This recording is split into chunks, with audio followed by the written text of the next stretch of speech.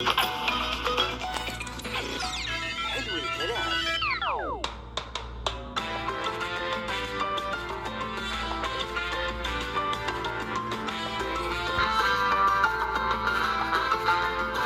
يا هلا وسهلا فيكم أصدقائنا. أكيد رجعنا لكم مستمرين معكم ومستمرين كذلك مع ضيفنا أخصائي الباطنية الدكتور حاتم رمضان. حياك الله من جديد دكتور حاتم. أنا متحمسة كثير لأن دكتور حاتم جهزنا مفاجأة اليوم. يقول تقدر أنك تتخلص من الكرش في أسبوعين، لكن في أسرار. ايوه طبعا ما راح يكون كذا بين يوم وليلة ولا طيب دكتور تفضل، أنا راح أتركك اليوم تسترسل لأن فعلا الموضوع نحتاج لحلول. خلاص احنا عرفنا الكرش صح. أيوه. وعرفنا انواعه ان هو انواع كتير، في حشا وفي غازي وفي توتر وفي كلام من ده. حلو. عايزين دلوقتي نتكلم الكرش ده بيتكون ازاي، او ازاي بيحصل المشكله الدايره المغلقه اللي احنا قلنا عليها لما انت قلت لي الناس اتعودت عليه، او انا قلت لك بقى مشهور جدا عشان الناس غلبت في علاجه. هو ازاي الكرش ده هيتحول لمقاومه انسولين. فاحنا نحكي القصه من البدايه. انا قاعد باكل تمام، اي بني ادم بياكل اي اكل في الدنيا، او عصاير او شراب او كلام من ده، بيتحول في جسمه لسكر، صح؟ صحيح. بعد ما بتحول لسكر مفروض اول ما هيطلع في حاجه اسمها المنحنى. على قد ما انا هاكل المنحنى بتاع السكر ده هيعلى في جسمي. طبعا ربنا خلق البنكرياس هيقوم مطلع على طول الانسولين عشان يدخل السكر ده جوه في الخلايا ويسيب الدم صافي عشان الخلايا جسمنا ياخد الطاقه. جميل. فالفايده من الاكل اللي انا بحول الاكل لسكر، السكر ده بيخش الجسم اللي بيدخله مين؟ الانسولين. تمام. حلو.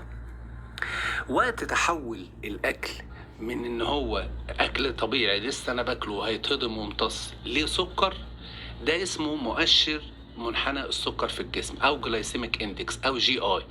يعني هو مقياس سرعه. سيبك بقى من قصه السعرات، انا مش بتكلم دلوقتي عن السعرات اللي في الاكل ده في 1000 ودي فيها 0 وده في 100، لا، انا بتكلم عن مقياس سرعه، رقم من 0 ل 100 عباره عن الوقت اللي بياخده الاكل ان هو يتحول لسكر. هاكل اكله معينه بعد 10 دقائق اتحولت لسكر، هاكل اكله معينه هتقعد 6 ساعات. هي دي اللي انا عايز اركز عليها النهارده. حلو. يعني مقياس تحول رقم من 0 ل 100 يعبر عن مدى او وقت تحول الطعام الى سكر في الدم. بالتالي هيبقى مضاد كل فعل له رد فعل. صحيح. تمام. الانسولين ده هيطلع ازاي معاه؟ تخيل احنا قاعدين كده، جه حد نادى علينا دلوقتي استاذه منى استاذه منى استاذه منى بسرعه بسرعه، انت هتقولي في حاجه في هتجري صح؟ خير خير ده. انما لو حد قال مثلا ايه، ادالك اشاره كده في الفويس ولا حاجه استاذه منى، فتقول تمام. نفس القصه، لو انا دخلت للجسم حاجه مؤشرها السكري عالي قوي، فالبنكرياس هيتزعج زي ما احنا هنتزعج، فيقوم مطلع على طول ايه؟ أيوة. انسولين كتير. ردة فعل من البنكرياس. تمام. ممتاز. لو هو اداله اكل جلايسيميك اندكس بتاعه واطي منخفض شويه، هبص الاقي البنكرياس مطلع السكر. بهدوء. السلام عليكم وعليكم الخير. انت مش شايفنا في حلقه، وهكذا. حلو. القصه بقى بتاعتنا هنا لما بيجي يتحول الاكل كده، انا بقسم الطعم اللي ربنا خلقه كله، اللي بنقسمه ل3 مجموعات. جميل. تمام. بناء على المؤشر ده، في اكل المؤشر بتاعه عالي جدا، أوكي. فكل ما اكله بسرعه كل ما هيحصل ان السكر هيتفرز بسرعه، فالانسولين هيتفرز بسرعه، فالكرش هيبقى اسرع، فيبقى في مقاومه انسولين. في منخفض وفي متوسط، 3 مجموعات. تمام. اوكي. اللي بيحصل ان اول ما هيجي يبتدي السكر يعلى والبنكرياس يعلى، هيروح على طول البنكرياس الانسولين ده هيروح يدخل شويه سكر، بعدها شويه يجي له الاكل تاني، انت بتاكل بسرعه، يجي له الاكل تاني فيقوم مدخل شويه سكر، يجي له الاكل تاني فيدخل شويه، بعد كده هيبتدي يخزنها في العضلات، هيخزنها في الدهون، بعد كده مش عارف يعمل حاجه، فيبتدي واقف بره. يبقى اصبح الجسم اللي هو السكر ده جه، اصبح السكر لسه واقف بره والانسولين واقف بره. هيعمل ايه طيب؟ قاعد يدخل، خلاص بقى مش قادر، مره والتانيه والتالته دخل السكر جوه الخلايا، وحاول شويه على الكبد، وحاول شويه على العضلات، وخزنه مش جلايكوجين ومش عارف ايه، في الاخر مش عارف، فيبتدي واقف، يحصل مقاومه للانسولين، الاثنين واقفين بره ومش عارفين يخشوا. حد احنا قاعدين كده، دي الخليه والناس واقفه بره، فالانسولين خلاص مش عارف يخش من البوابه. هيعمل ايه؟ هو هرمون تخزين. يعني ايه هرمون تخزين؟ يعني لما حد هيعدي هيلاقي ناس واقفه بره مش عارفه تخش، هيقوم قعدهم في اماكن تاني، فهم هياخد الاكل يوديه فين؟ اقرب مكان ليه؟ البطن اللي هي الدهون الحشويه. فتتراكم البطن، فيبقى تراكم دهون حشويه داخل تجويف البطن وحول الاعضاء الهامه في الجسم اللي هي الامعاء والكبد والبنكرياس وكلام من ده. يبقى شفنا القصه ازاي. هيبتدي بقى خلاص اصبح الانسولين عنده مقاومه، خلاص كل الناس واقفه بره ومحدش عارف يخش جوه. هديلك مثل تاني بما ان انت سايبانا اتكلم براحتي النهارده. احنا واقفين دلوقتي وجايين نفتح الباب. حلو. اللي جاي يفتح الباب ده الانسولين. الباب نفسه الكالون نفسه هو عباره عن الخليه بتاعت الجسم، تمام. ممتاز. جاي يفتح الكالون نفسه فيه رايش، فيه حاجه قديم مصدي مش عارف مين، مش راضي يفتح معايا، تمام. فنعمل ايه؟ فانت تخيل الموقف ده حصل معاك النهارده الصبح كده وانت جايه، هتعملي ايه اول حاجه؟ هتنادي على اي عامل او اي حد، صح. هات نسخه تانية، فيجيب لك نسخه تانية برضه ما بتفتحش. طب معلش حد يشوف لي يا جماعه الباب ما بيفتحش، هات نسخه تانية. ده اللي بيحصل لما بيبقى المركب اللي هو الخليه عندي مش قادره تفتح، والبنكرياس قاعد يحط انسولين مش راضي يفتح. المخ يبعت للبنكرياس، انت يا عم البوابه مقفوله، اديهم انسولين اديهم انسولين اديهم انسولين. يفضل الانسولين يجي يجي يجي يجي يجي ولا قادر يفتح.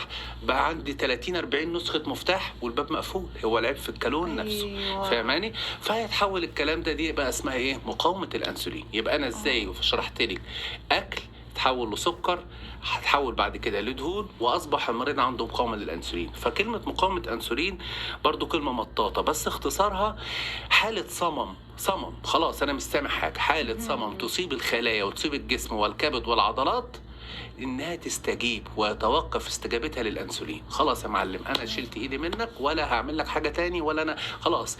بنكرياس قاعد يبعت انسولين والدنيا واقفه والدنيا مقفوله، فتحصل هنا مقاومه الانسولين. بدايتها انا اعرف ازاي؟ بحاجات بسيطة جدا. يعني احنا زمان كنا نقيس محيط الخصر، تمام. بس انا لو هعتمد على محيط الخصر بس، انا هظلم الناس القصيرة، ايوه، او هظلم الناس الطويلة، وحتى بنية الجسم تختلف. وبنية الجسم تختلف، في محيط صحيح. الخصر هيختلف. بس يعني محيط الخصر احنا هنقوله كده بالعامية، طبعا بيبقى هيختلف من الأعراق. الشرق أوسط والأوروبيين بيبقى غالبا في الست من 80 وفي الراجل 94. في الأمريكيين بنزود 8 على دي و8 على دي يبقى 8802. قال لك ده هتصدم القصار والطوال، فعملوا حاجة اسمها ايه؟ ويست تو هايت ريشيو، يعني معدل الخصر للطول. خلاص حلو. طالما انتوا زعلانين، فمثلا المفروض يبقى نص بالظبط. واحد مثلا انا مثلا طولي 180 مثلا، حلو. يبقى الخصر بتاعي ما يزيدش عن 90. كام؟ 90. 160 مثلا واحده، يبقى الخصر بتاعها ما يزيدش عن 80، تمام. وبقيسه ازاي؟ عشان برضو في ناس بتيجي تقيسه غلط، بيفكروا منطقه الحزام. لا، هي نقطه المنتصف ما بين اخر ضلع في القفص الصدري واعلى عظمه الحوض، في النص بالظبط، يعني موازيه للسر. اجي اجيب مزوره واقيس، لقيتها اكتر من نص، يعني هي المفروض 5 من 10. 5 من 10 وما فوق ده خلاص عنده ايه؟ مقاومه انسولين. الحاجه الثالثه ممكن اعمل تحليل هوما يعني في المختبرات. حلو. اول ما الاقي الاعراض اللي انا جسمي بدا يتغير شكله كده عن الاول، اعمل إيه؟ هلاقي نفس الاعراض بقى تبقى ايه؟ ايه اعراض مقاومه الانسولين؟ قولي لي انت. يعني ممكن مثلا اتوقع انه يكون دوخه، حلو. خمول. جميل. صراحه هذا اللي اعرفه. جميل. هذا اللي أسمع بس انا فيه. لما اجي اتكلم عن اي مرض اقول دوخه وخمول. لا، مقاومه الانسولين زي ما حضرتك تفضلت كده، هو برضه انا بحب اجيب الحاجه من الاعراض. جميل. انا عندي اتفقنا ان الجسم جوه مش داخل له سكر، صح. وفي سكر بالهبل، وهو وانسولين قاعدين مع بعض بره. صح. الجسم ده تعبان همدان. أيوة. اول ما الاقي ان ما فيش طاقه، اول ما الاقي نفسي كل ساعه ساعتين محتاج اكل، مصدع. بص كلهم بحرف الميم كده، مصدع، مهبط، ما بخسش بالطرق التقليديه، ميم اهيت. لا دكتور، انا اسمي منى يا دكتور. لا ما شاء الله انت ما عندكش مقاومه انسولين. متضايق، قرفان، مش قادر اتكلم، اكل على طول يبتدي جسمي يفوق. ليه؟ انا دخلت شويه سكر مين للجسم ده، يعني اديته ايه؟ حاجه كده. حلو. بعدها بساعتين 3 نفس الكلام. يبقى مهبط على طول، مصدع على طول، ما بعرفش اخس، حتى لو خسيت بطني هتفضل موجوده، لان الدهون الحشويه دايره كبيره. صحيح. انت عايز ترجع الدايره دي من الاول. بعد كده في حاجات بشوفها على جسمي بس بتبقى متاخره، يبقى خلاص بدا يخش في مرحله بدايات السكر الثاني اللي احنا بنقول عليها السكر المبكر. ابتدي الاقي ريد تاجز كده، اللي هي العلامات اللي بتظهر في الجسم. الاقي فيه تسبغات بتظهر غالبا في منطقه الرقبه او منطقه الظهر. يبتدي خلاص هو عنده مقاومه انسولين. ففي الاول سكره واطي واطي واطي، منخفض منخفض منخفض منخفض. في الاخر انت هتقوم فاتحه الباب بالعافيه. اول اللي هيحصل ان السكر خلاص بعد ما البنكرياس قعد يقلل السكر على قد ما يقدر، ما عادش قادر يشتغل، فالسكر عالي، فيجي لك العام بقى عنده السكر تراكمي 7 8 9. هو وظروف. عشان كده انا دايما بقول له مرضايا خدوا بالكم ان السكر من النوع الثاني ده ريفيرسبل، يعني ممكن يتعالج. هتقلل السبب هتروح الدنيا كلها معاك. جميل. مقاومه الانسولين لها اسباب كتير. الناس برضو رابطه شفت بقى احنا كنا بادين كلامنا بايه؟ قلنا بناكل اكل بيتحول لسكر زاد صح. عن الجسم، البنكرياس عمل اللي عليه ما قدرش يتحول، بعد كده ان الدنيا بقى فيها مقاومه الانسولين. بس يا جماعه مقاومه الانسولين هنا بقى هي مش شرط تكون بس، ما انا عندي مقاومه الانسولين ده اصبح مرض جديد احنا وصلنا له اهو. صحيح. نتيجة الخطوات اللي احنا عملناها. ايه اسبابه؟ له اسباب كتير. انا ممكن اكون باخد دواء معين أوكي. يعمل لي مقاومة وانا رفيع وتمام التمام. في حاجة اسمها توفي على فكرة. توفي دي اللي هي ايه؟ سن اوتسايد فات انسايد.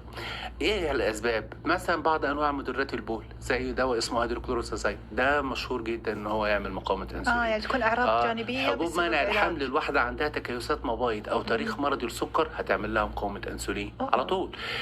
جيناتيك، بعض الناس كده يبقى عندهم هم كده يقول لك والله العيله دي مشهوره انها مثلا عندها بطن او كده.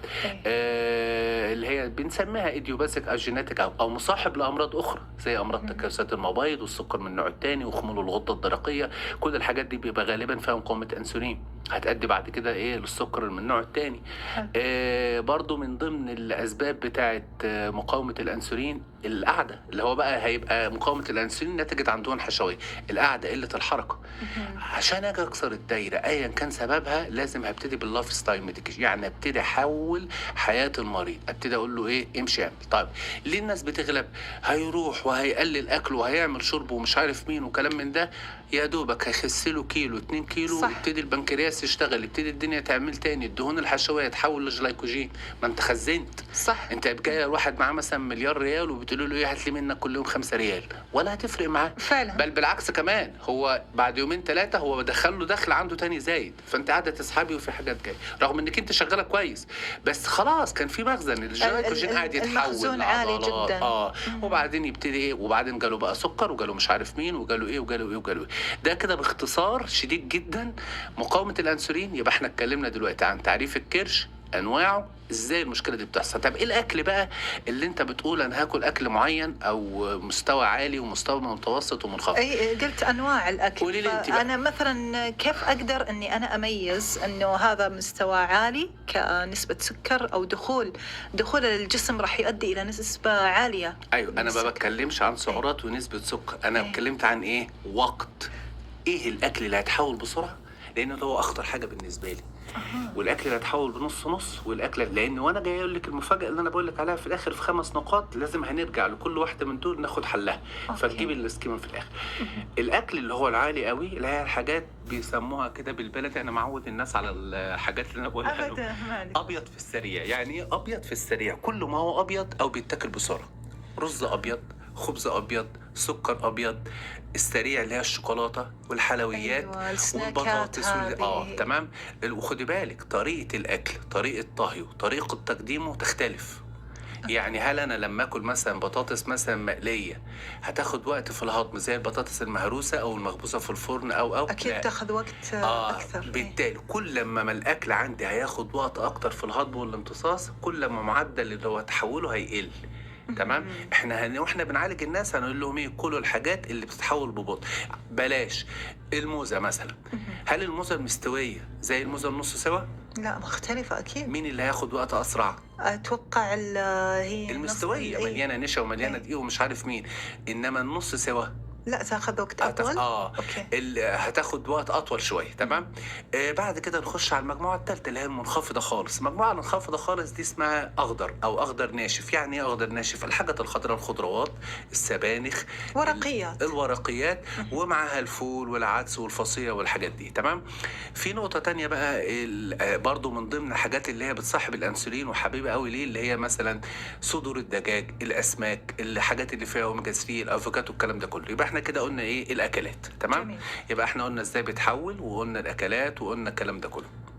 طيب ايه خطوره الكرش بقى لما اتكون؟ ايه المواد اللي هيعملها؟ وليه انا بعد كده في الدايره هبقى صعبه؟ ما هو كرش اتكون ودهون اتكونت، ايه اللي هيحصل؟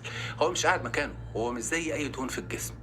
الدهون اللي في الحته دي عشان قريبه من المنطقه اللي احنا قلنا ديت بتفرز مواد الالتهابيه اللي اتفقنا عليها. اول حاجه برضه انا بقسمهم 3 مجموعات. مجموعه اسمها مجموعه اعداء الانسولين. انت شوف القصه جايه منين.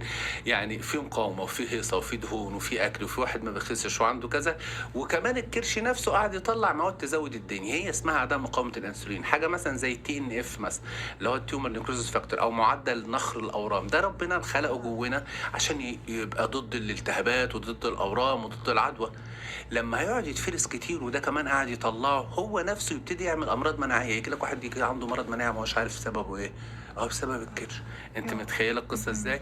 اللي مثلا في حاجه اسمها ريزيستين، هو مقاوم نفسه. مجموعه اعضاء الضغط نفسه اللي هي الانجيوتنسين والريزيستين، هي نفسها رفعت الضغط. يعني شوف المتلازمه، وكمان مستكتين ده قاعد يطلع.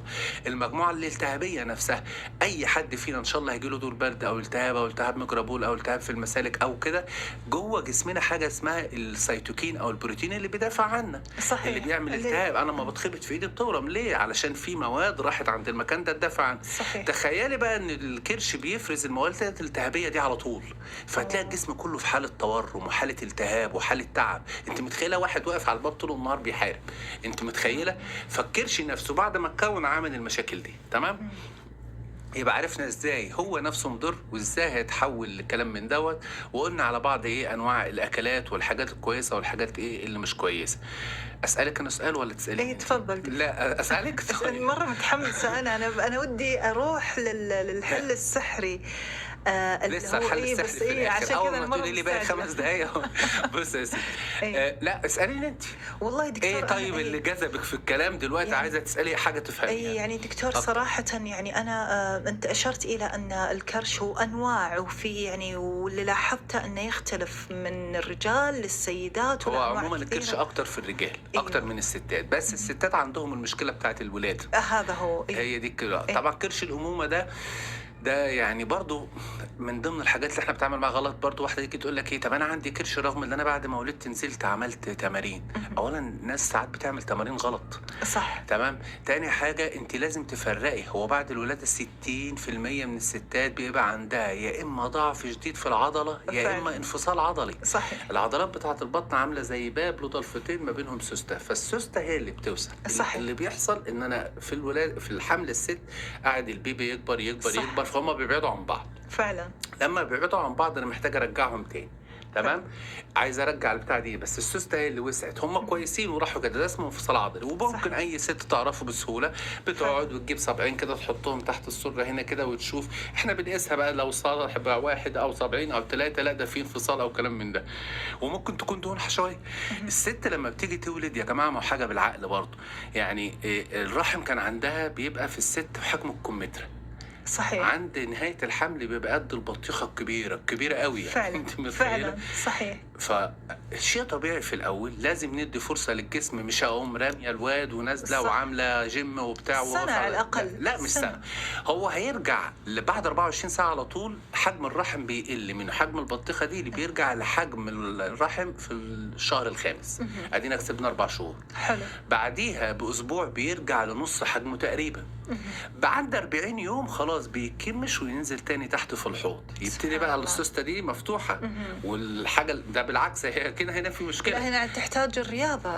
هي كان في حاجه كبيره وكان في عضلتين كده وراحت نازله الحاجه الكبيره دي. انا زودت الدنيا هنا، فانا محتاج ان انا ارجعهم عشان اضمهم تاني ايه مع بعض. كعضل. في احتباس سوائل نتيجة الست والهرمونات. في فات دهون حشوية اتكونت اللي كان الجسم بيجهزها عشان الرضاعة والكلام ده كله. فعلا. في حاجات كتير بتبقى في القعدة بتاعت الولادة نفسها. فأنا لازم أفرق من نوعه. لما أجي أعمل رياضة بتعمل الرياضة الصح، عشان هي بتقوم مرجع الموضوع تاني أو مصعبة الموضوع على نفسها. تروح للدكتور تشوف نوع الدهون دي إيه، هيقيس كذا هيعمل كذا. ودي النفس هي من السنة بقى. هو بالظبط 40 يوم زي ما القرآن ليه 40 يوم. احنا خلاص رجع مكانه وأنا مستعد بقى دلوقتي. في برضه معلومه شائعه يقول لك ايه، اصل اللي بتولد قيصري وغير اللي بتولد طبيعي، القيصري بيبوظ البطن. لا هو مش شرط. هو في اول اسبوعين الجسم برضه قاعد يفرز مواد التهابيه اللي احنا اتكلمنا عليها نتيجه جرح ونتيجه ادويه ومضادات. بس بعد اسبوعين لا، سواء والده طبيعي والده قيصري والده بالبلوتوث، المهم انها بعد شهر ونص اللي هو ال 40 يوم تقريبا كلهم هيتساووا. هيبتدي اللي انا اعالج العضلات دي ازاي. ده من انواع اللي هو الكرش اللي احنا بنتكلم عليه. طيب دكتور، في الأطفال ويعني أنا صراحة أستغرب لما أشوف طفل في عمر صغير يكون يعاني من هذه المشكلة. فلما أقعد ألاحظ أشوف أن أكله كله فاست فود، حلويات، كل ما صار حلو. جوعان يروح عند أقرب باسكت فيه شوكولات حلو. وياكل. قولي لي انت بقى بخبرتك كده او من اللي احنا فهمناه مع بعض، إيه؟ ليه الاطفال معظمهم بيبقى عندهم كرش؟ اول أنا حاجه أشوف عكس إن اللي احنا قلناه. التغذية. برافو. إيه؟ اول حاجه ان الاطفال غالبا اكلهم كله سريع، صح. سريع حتى في الاكل، فانا بزود بسرعه. ما انا قلت لك حد هيجي يخبط بسرعه، فعلا. هو بياكل عشان يجري على طول. تمام. تاني حاجه الاكل اللي بياكله ده غالبا فعلا كله فئه ايه اللي هي الاولانيه اللي احنا فعلاً، اتفقنا صحيح. عليها، ذات كثافه عاليه. تالت حاجه من الاطفال بيلعبوا يلعبوا يلعبوا يلعبوا، بس في الدراسه في الكلام ده كله هو بيجي يروح المدرسه يجي يقعد، قله الحركه. رابع حاجه القصه اللي احنا اتفقنا عليها اللي هو ممكن يكون مصاحب لامراض وراثيه او امراض مناعيه او ارمى كده. وحاليا نسبه السكر من النوع الثاني يا جماعه 25%. فهم انا برضه راعي ان الاطفال اللي بتولد دول ما هم ابهاتهم كلهم عندهم سكر وعندهم دهون وعندهم جينات بقى اصبح فيها مقاومه للانسولين. فعلا. فلازم ان انا احاول احلل المشكله من الاول. طيب دكتور، يعني لما نيجي نشوف بعض الأشخاص نلاحظ، يمكن أنت ذكرت في البداية أنه أحيانا يكون مقاومة الأنسولين بسبب ممكن علاجات، فبالتالي يزيد الدهون ويزيد تخزين السكريات، وهذا يعني فيكبر محيط الخصر. بعض الأحيان تشوف أشخاص عنده زيادة في الوزن لكن نتيجة مشاكل نفسية، يقول لك مثلا توتر، عنده مشكلة اكتئاب وما إلى ذلك، ومرت علينا حالات كثيرة. هل نقدر نقول أن زيادة محيط الخصر وزيادة الوزن بسبب المشاكل النفسية هل ممكن أن يكون دهون، أم فقط يكون يعني حجم وزيادة سوائل وغيره، أو أنه يختلف؟ هو مركبة شوية اللي قلتيه ده. أنا كان واحدة يعني كان في دكتورة اسمها دكتورة بوس، دي عالمة تغذية كبيرة في أمريكا. دي النظرية بتاعتها على فكرة، إنها بتنصح الناس دايما إن هم ينطوا الحبل الصبح قبل ما يعملوا أي حاجة عشان يشغلوا الكورتيزول ويخلصوا منه. هم جايبينها منين؟ ليه اللي مكتئب أو ليه الناس اللي هي عصبية أو متضايقة أو عندها توتر وخوف وغضب وانفعال؟ هو ربنا خلق هرمون الكورتيزول عشان إيه؟ عشان ان هو في حاله الاثاره، في حاله العصبيه، في حاله كذا، في حاله انا محتاج اجري، محتاج حركه. الكورتيزون نفسه انا لما اكون محتاج طاقه هيحصل ايه؟ الطاقه دي هتيجي منين؟ احنا اتفقنا ان طاقه جسمنا عباره عن سكر، ده البنزين. يبقى هو هيروح للكبد يقول له ايه؟ الحق يا معلم، ده عايز يجري، هات لنا سكر، هات لنا سكر، هات لنا سكر. نفس دور الاكل اللي احنا قلناه، نفس النظريه اهي. كورتيزول شغال ينادي على الكبد يقول له ايه؟ بس ما يناديش على البنكرياس بقى، هات لي سكر. ما انا متوتر على طول فمحتاج سكر وعايز اجري وعايز اروح وخايف وغضبان ومتوتر وما نمتش. ده قله النوم مرتبطه بالكرش. ليه؟ ده قاعد يطلع السكر يطلع السكر يطلع السكر. نفس القصه، البنكرياس هيقف يتفرج ولا هيعمل ايه؟ هيجري يدخل انسولين ومش عارف مين لغايه ما توصل لمرحله مقاومه الانسولين. عشان كده في بعض النظريات بيقول لك إيه؟ انت تخلص من الكورتيزول الصبح. يعني انت لما تيجي تنط حبل او تعمل اي حاجه الصبح على طول طلع كورتيزول طلع كورتيزول. مش هفضل سايبه فجاه بالليل قرفان ومتضايق وزعلان ومش طايق نفسي مع الكلام ده كله، وابتدي بقى الكورتيزول شغال يطلع سكر يطلع سكر يطلع سكر. عشان كده الا لما ابقى متوتر كتير وما نمتش كتير هيبقى عندي القصه بتاعت الكرش. أيوة. القصه الثانيه في الامراض النفسيه مش على قد كده. الامراض النفسيه ادويتها معظمها بتعمل احتباس سوائل. ايوه، هي في حد ذاتها. عشان كده الناس تقول لك ايه؟ انا لما بزعل باكل كتير. ودي تلاقي معظم الناس، هتلاقي صديقاتك او حد يقول لك والله انا كنت متضايقه الفتره اللي فاتت وحطيت همي كله في الاكل. هي مش قصده، هي ملهاش نفس تاكل، هي زعلانه، ردة فعل، بس ردة فعل الجسم إيه؟ نتيجه الكورتيزول الزايد غصب عنها كده هترجع تاخد ادويه. الادويه هتعمل نفسها احتباس سوائل وتعمل التهابات في المعده وتعمل مش عارف ايه وتعمل كذا، الجسم مش هيقف يتفرج، وهكذا نفس الدايره اللي احنا بنتكلم عليها. فعلا. طيب دكتور، وش الحلول مثلا اللي نقدر نقول انها راح تساعد، خاصه دكتور يعني قاعدين نشوف ان عدد كبير ونسبه كبيره جدا، يمكن في البيت تلقى 3-4 اشخاص عندهم مشكله الكرش او محيط الخصر عندهم. طب ليه الخامس ما قالهوش؟ ما هو بياكلوا نفس الاكل مع بعض. والله دكتور انا احترت. ليه بقى؟ ما ده اللي انا بقول لك عليه. ليه؟ ما احنا نفكر كده. هنشوف الفرق ما بين ده وما بين دول. هنبتدي في الحلول. احنا قعدنا الدايره وقلنا كل حاجه تمام. ممتاز.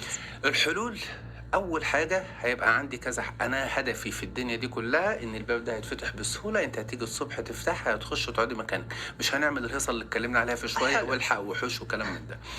اول حاجه وانا باكل إيه. هيبقى اختياري دايما للاكل اللي هو، بص بقى مش هقول لك غير اكلك ولا كل ربع ليمونه ونص زيتونه واقعد 10 ايام صايم. انا جالي مريض والله العظيم من اسبوعين بيقول لي انا عامل رجيم، بقعد من يوم السبت للاربع بشرب ميه بس. اه والله العظيم 3 اللي انا سمعتها منه، قلت له ليه يا عم انت عايز تموت ولا ايه؟ يعني ايه اشرب ميه بس؟ طب ما انت مجرد ما فالناس بتتبع انظمه خاطئه وبنسمع كلام غلط كتير جدا جدا جدا. فعلا. ما يتبعوش اي حاجه عن طريق دكتورهم احسن حاجه. اول حاجه انا هبتدي اختياري للاكل يكون الاكل اللي متوسط الكثافه، اللي احنا اتفقنا ان الجلايسيميك اندكس بتاعه ايه؟ منخفض. جميل. حلو. حلو. تاني حاجة أنا خلاص غصب عني عايز أكل الأكل ده، أبدله بأكل تاني. يعني إيه؟ هل الرز البسمتي ولا الرز العادي اللي هيتهضم بسرعة؟ اللي هيتهضم بسرعة الرز العادي، يبقى أنا في المتوسط باخد البسمتي. طيب الخبز الأبيض أبدله ببر. جميل. او خبز الحبوب مثلا. إيه؟ ما قلناش بقى دلوقتي اللي احنا هنقول لك ما تاكلش وما تعملش، لا انا هحاول في الاول اكل يكون الحاجات اللي هي المتوسط بتاعها منخفض. لو انا غصب عني هبدله بنوع منه، غصب عني اكتر احاول ابدل الطريقه. ممتاز. يعني ايه ابدل الطريقه؟ انا عايز اعطل الهضم والامتصاص على قد ما اقدر. اعطله ازاي؟ احط زيت زيتون، احط ليمون على اي اكل فيها كربوهيدرات، احط خل التفاح والكلام ده كله اللي هو الخل. غالبا الخل ده يعني فرامل السكر زي ما بيقولوا. طب غيرت الاكل اللي انا عايزه. طيب ارتب الاكل زي ما انا قلت لك. انا لو انا ابتديت انا قاعد كده ومره واحده رحت بادئ بالنشويات والكربوهيدرات والسكريات وكلام من ده، خلاص انا حفزت البنكرياس يطلع. لا انا هبتدي له بسلطه. عشان كده بره لما بنقعد ناكل في اي مكان اي يجيبون السلطه اول شيء، بنقعد ناكل من العصر لغايه الساعه 11 واقعد اقول لهم يا جماعه هو ما فيش غيرنا في المطبخ. والله ليه؟ هم ده فعلا هم اتخذوا بقى الاسلوب بتاعنا وطبقوا القران. يعني احنا مش القران عندنا بيقول لك وخذوا زينتكم عند كل مسجد وكلوا واشربوا ولا تسرفوا؟ صح. ايه ربط الاكل هنا في الايه دي؟ يعني انا والله فكرت فيها كتير قبل كده. ايه ربط الاكل؟ يعني ربنا عز وجل كان بيتكلم عن ان انتوا تروحوا المسجد وتصلوا، وراح ربط الاكل معاه. ليه؟ صح. في بعض الناس بيقولوا ده معناه ان احنا ناكل 5 مرات. ما هو ليه الآية كنت توني بقول لك دكتور انه كيف نوزع الاكل. يبقى انا هوزع، انا مش عايز ازعل البنكرياس، سيبوه هادي وقاعد في حاله، ولما النادي عليه يطلع لنا بالراحه، عشان ده لما بيطلع كده زعلان بيقعد تك تك تك يخرب كل شيء. فاول حاجه هبدل الاكل بتاعي بحاجات ذات كثافه اللي هي المنخفضه او معدل تحول منخفض. جميل. هقلل منها، هبتدي ابدل الحاجه، هبتدي احط حاجه تعطل الهضم او طريقه الاكل نفسه. طب انا هديلك معلومه هتستغربي منها قوي. تفضل دكتور. واحنا قبل الحلقه بنتكلم في حاجه انا سكت ما قدرتش ارد عليك. البطاطس اللي معموله في قلايه الهوائيه صحيه جدا صح؟ صحيح. احسن من البطاطس الثانيه اللي في الزيت. صح ولا لا؟ مين فيهم مؤشرها اعلى؟ انا ما بتكلمش عن سعرات، انا عارف اللي في الزيت ده سعرات ودهون اكيد وبلاوي. اللي في الزيت هتتحول اسرع. لا اللي في الزيت مليانه دهون. صح. فالمعده والاكل والبتاع هتقعد تمتصها في 2 3 ساعات فعلا. فعلى ما البنكرياس يصحى ويجي هتبقى كده. عارفه بقى اللي في القلايه صحيه جدا صحيح، بس مؤشرها عالي جدا. ليه؟ هي جاهزه ما فيهاش اي حاجه وتعرضت لحراره جافه مره واحده، فالنشا جوه. فهمت القصه ازاي؟ هتخش على طول ومفيش دهون هتعطلها، هتاكلها من هنا هتلاقي البنكرياس على طول خير يا جماعه وراح شغال. انا ما بتكلمش عن تاني، ما بتكلمش عن سعرات، ما بتكلمش عن كميه الدهون اللي موجوده، انا بتكلم عن الوقت اللي هياخده الجسم في تحويل دي وفي تحويل دي. انت متخيله القلايه اللي احنا كلنا يا جماعه انا باكل صحي وبحط في القلايه وما بجيبش يعني في هذه الحاله ناكل. لا احنا عايزين ندمج كله مع بعض. ايوه دي الخطوه بقى الرابعه اللي انا كنت اقولها لك، اللي هي ما احاولش اشبع بالامتلاء. يعني ايه اشبع بالامتلاء؟ عارفه انواع الشبع؟ اللي هو تشبع بشكل طبيعي بحيث انك انت تقدر الشبع تتحرك. ده مش قصدي. الشبع بيبقى كذا نوع. في بالامتلاء يعني ايه؟ يعني المعده هقعد اكل لغايه ما الاكل يقوم ضاغط على المستقبلات بتاعه المعده، تبعت اشاره للمخ حاجه اسمها الساتيت سنتر، خلاص يا جماعه ده انا شبع قوم. ايوه. الحاجه الثانيه ان ده اسمه الشبع اللي بالامتلاء. في بقى الكيميائي او الهرموني، انا بدات اكل الاكل ده نزل انزيم معين زي مثلا الانزيم ده هيبعت للدماغ على طول، فانا لما هاكل بسرعه ما هو الانزيم نزل اهو. ايوه بس تمام؟ الاشارات بطيئه. بتكلم بالراحه، فراح على طول طالع على فوق، راح قال له يا جماعه ده الراجل ده شبع، يبتدي يجي الاحساس ان انا شبعت. ولما اجي بقى نبتدي بالاكل ادمج الاثنين، ادمج عشان برضو مش هقوم يعني جعان، فادمج بتاع الامتلاء مع الكيمياء كيميائي. ابتدي انا بقى بالخضروات والسلطه، طبق محترم كلت مليان كل حاجه، بدا الجسم يطلع نص اشاره اشارتين ثلاثه، يا جماعه انا بدات اقوم اكل بقى حته البروتين وحته الايه الكربوهيدرات اللي انا عايزها في الاخر، وانا مغير يعني. برضه هقول لك حاجه، معلش اخر بقى النهارده لا جاي اكيد، اسالك لا على فكره. بالعكس. سلقتي مكرونه وحطيتيها في الثلاجه، اي هتقعد مثلا 12 ساعه. جميل. لما اجي اطلعها، المقاومه بتاعتها او المؤشر اللي انا موضوع حلقتي الاساسي النهارده، المؤشر اكتر من المكرونه اللي كلتها طلعتها من النار على طول. لا اكيد اعلى، ليه؟ لان هو مجرد ان انا يعني هذا النوع من الانواع الغذائيه لما انها تبرد النشويات فيها تكون اعلى، نسبتها لا بس اعلى. بالعكس بقى، هنا نسبة النشا أقل. اتجمد. إيه؟ تمام. النشا لما هيبقى اسمه نشا مقاوم فهيبتدي يبقى يكون اقل أوكي. شويه. تمام. عشان كده انا بقول لك في معلومات شائعه غلط جدا. فعلا. تمام. بلاش البطيخ يعمل مقاومه انسولين. صراحه ما ادري. انت بتحب البطيخ؟ والله انا احب كل الاكل. حلو. البطيخ عباره عن ايه؟ البطيخ عباره عن ميه كتيره جدا. صح، الياف. و90% منه سكر. حد يقول لك يا عم ده كله سكر، ماشي، بس هو ميه كتيره. انا هاكل حته هتبتدي تتحول في جسمي يا دوبك لسكر، اللي هيحصل ان هي 3/4 ميه في الجسم، هتخلص منها بسرعه. فكميه السكر مش هتبقى كبيره اللي انا هزعج البنكرياس واقول له اطلع واعمل، الا في حاله واحده لو كلت كميه كبيره. ايوه. ليه انا اديت لك امثال على المكرونه وعلى البطيخ لان وعلى هي كده؟ اكثر لا. الاغذيه اللي موجوده عندنا لا، في البيت. كان هدفي ان انا اشتغل على كل نقطه. إيه؟ ان الاكل لو متبرد زي قصة المكرونة، ان القصة بتاعت الكمية بتاعت الاكل زي القصة بتاعت البطيخ، ان لو الاكل عندي اللي انا وانا بحط حاجة معينة تقلل الهضم. اديت لك مثال على ان مش كل حاجة صحية هي حاجة ما تعملش كرش، مش شرط. تمام. القلاية الهوائية او الكلام ده كله، ده كان هدف من الموضوع. يبقى اول حاجة هرتب اكلي واحاول ابعد عن الحاجات اللي عالية، وعلى قد ما اقدر اخفضها، هحط ليمونه، هحط خل، هعمل ده قصه التغذيه. ويبقى اختيارنا صح، واقسم الاكل وما اشبعش وما اكلش بالشبع يوصل معايا الامتلاء. إيه؟ قصه الرياضه بقى دي المفاجاه. اي حلو. خلاص هنخلص واقولها. يلا. طيب. الرياضه، ايه؟ الدايره اللي احنا قاعدين فيها من الصبح دي، ليه انا قاعد اقول لك ما بتتكسرش؟ بقول لك عشان صعب قوي، هننادي على كذا الجلاكوجين. فعلا. برضو معلش اخر مثل، ما اعرفش النهارده قلبه معايا مثال. في مثل بيقول لك اللي بيحتاجوا البيت بيحرم على الايه؟ على الجامع. يعني أوكي. لو انا عندي حاجه ده، اي عضله بتحتاج اي سكر من الجسم ما بتطلعش بره تجيب، وهي عندها الجلايكوجين صح. اللي خدته لما الجسم اداهولها. فعلا. صح. إيه؟ عشان كده انا وزني بيبقى صعب ان انا انزل. كل لما اجي انحف، كل لما اجي ابطل اكل، كل لما اجي اعمل مجهود، العضله كل اللي هتعمله طب سلام عليكم، هتقوم اخد تاخد شويه سكر. جلايكوجين وخلاص. إيه؟